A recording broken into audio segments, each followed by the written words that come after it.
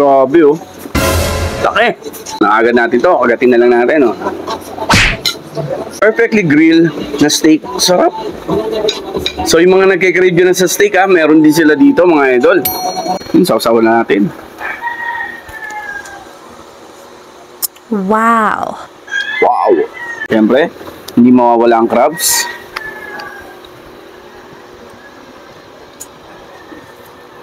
Sa mga may gusto ng seafoods na hindi binasta ang luto mga idol, eto yan. Hindi ko kailangan ng kutsilyo kasi ayan, pinipilas ko lang siya mga idol. So tara, kain tayo dito sa El Capo mga idol. Yun oh.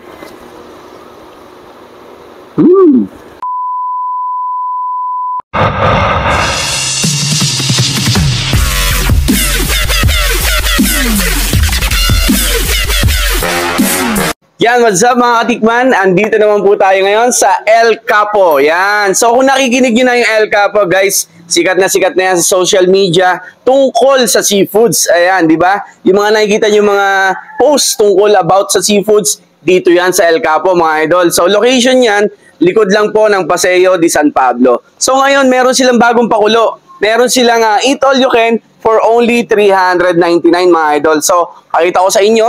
Ayan, meron silang mga minatamis na Filipino cuisine. Yan. So, mga kakanin, ika nga. Ayan. So, pakita ko yung kanilang buffet. Ayan, syempre, rice. Ayan, meron silang pasta, spaghetti. Tsaka, hardinera. Tapos, ayan, may gulay, chop suey, and then lumpiang Shanghai. Tsaka pork barbecue at tsaka cordon bleu. Wow, ang ganda ng pagkakagawa ng cordon bleu. Stiff na stiff yung yung cordon bleu niya, hindi nag-iwahiwalay. So yun guys, titigman natin yan, yung buffet nila. At syempre, ipapakita ko sa inyo kung anong merong seafoods dito sa El Capo. So yung mga hindi pa nakakapunta, tikman nyo yung seafoods nila dito. Kung nagke-crave yung seafoods, eto yung nahanap nyo. Syempre, meron din silang unlimited wings for only 299 mga idol. So tara, pakita ko sa inyo yung kanilang mga foods dito. Tara, tikman natin. Let's go! And guys, umpisahan natin sa kanilang buffet. Ayun. Merong lumpia mga idol. Wow. Sarap po. May mamahali lumpia. Yun. Sarap. Hindi pwedeng pampiyastahan ng lumpia kasi grabe yung mga ingredients niya. Tapos, meron silang ayan, cordon bleu with sauce. Ang ganda naman yung pagkaagawa ng cordon bleu niya kasi talagang hindi siya nag-iwahiwalay. Hindi katulad ng ibang cordon bleu na pagkagat mo, nag-iwahiwalay talaga siya eh. Di ba? Kanina ko pang gusto tikman itong hardinera nila.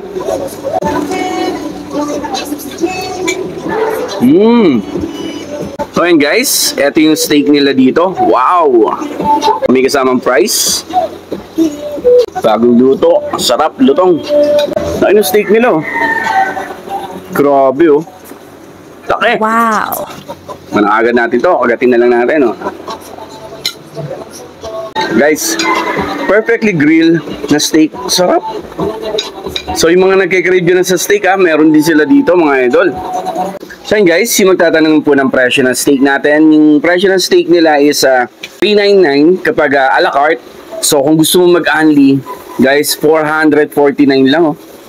Sarap po, laki. Ganda ng pagkakaluto ng ng steak Talagang grill, alam mo yung lasa ng pagka-grill niya, di ba?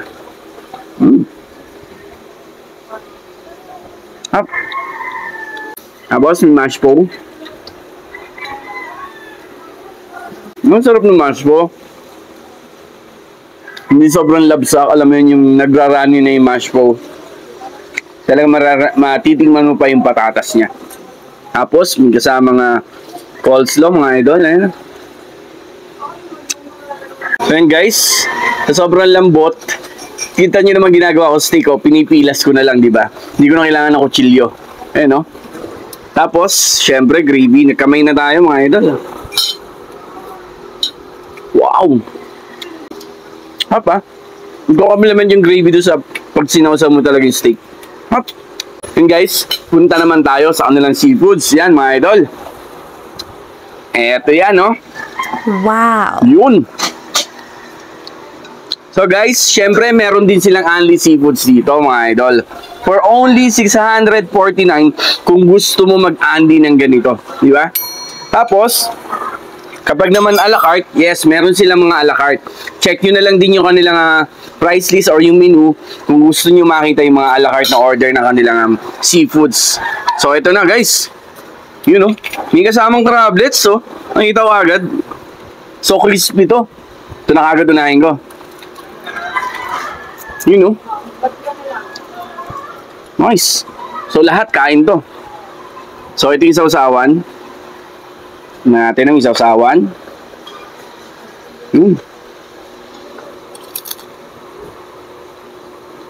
Grabe, ang lutong ng crablets guys. Dito tayo sa tahong.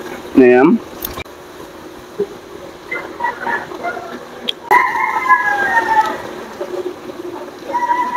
Wow. Ayun guys. Tsaka iba yung lasa. Alam mo yung mga lasa sa mga restaurant na yung mga mamahaling ingredients yung ginamit. Ito yon guys. So, kung gusto mong ibang flavor ng seafoods, try mo to. Siyempre, hipon mga idol. Full of flavor. Oh. Nice.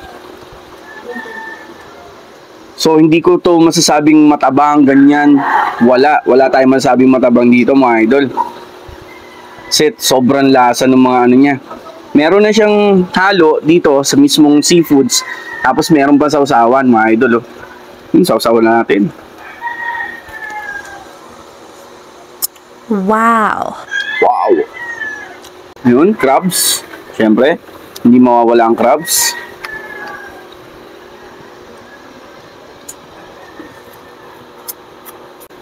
Alam mo na fresh yung mga ginagamit nila guys. So yun, enjoyin muna natin yung pagkain dito sa El Capo.